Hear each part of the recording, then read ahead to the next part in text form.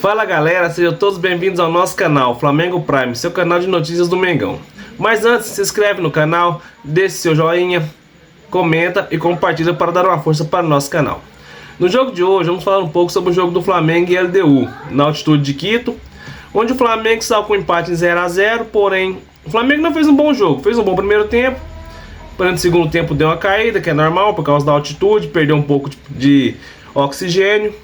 O Flamengo não fez um bom segundo tempo, porém segurou o resultado e veio com um empate e conseguiu um ponto fora de casa.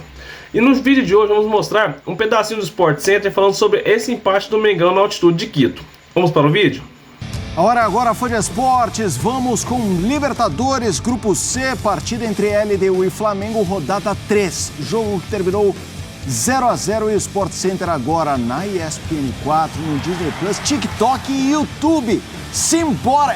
São os vingadores da rede social. A união completa. Nunca achei que eu fosse virar um TikToker tão cedo. Você viu só? Assim, simbora, você, Rafael. Ou tão tarde, você quer dizer, não é mesmo, Gustavo Zupac? Agora, o que mais me impressiona mesmo é o André Kfouri está nessa. Fala, André, tudo bem? Boa noite. Tudo bem, Marcela, Felipe, Gustavo, uma ótima noite a todos.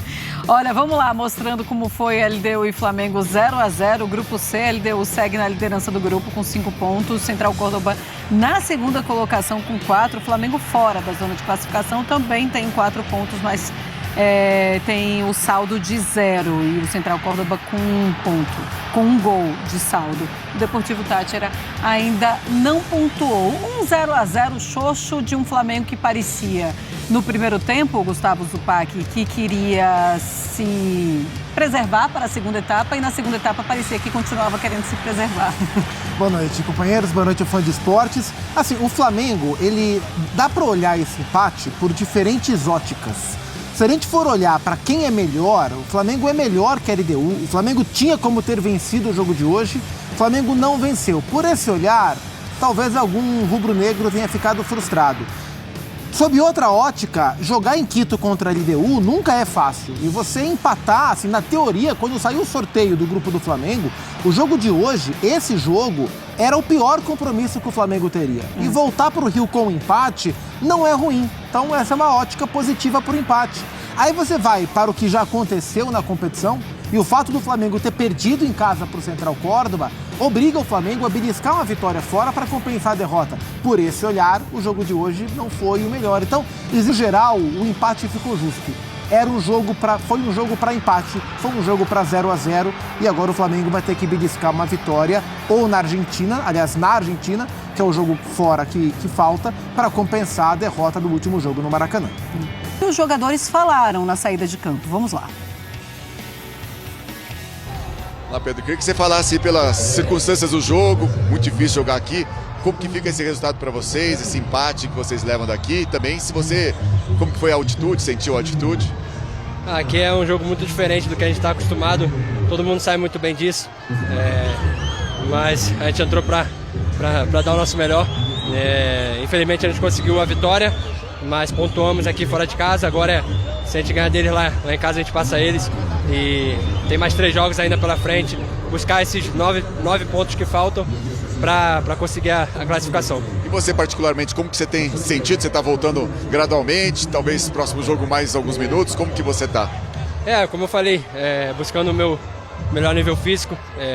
Aqui uma dificuldade ainda maior com essa quando falta ar, quando respira ali, quando puxa o ar não vem, mas estou voltando aos poucos, como eu falei, adquirindo o ritmo de jogo e procurando melhorar a cada jogo. Falando sobre o jogo, viu que a estratégia do Flamengo era controlar bastante a bola, né? Você até pedia para sair tocando na defesa. Como que foi a questão da altitude, quanto que interferiu e como que fica esse resultado para vocês, esse empate que vocês levam daqui? Bom, lógico que é bem diferente de jogar em La Paz, que a gente jogou ano passado 2 vezes. Lá é realmente muito complicado. Aqui, quando o jogo fica muito de transição, é realmente mais difícil de você recuperar e aí você acaba abafando um pouco mais.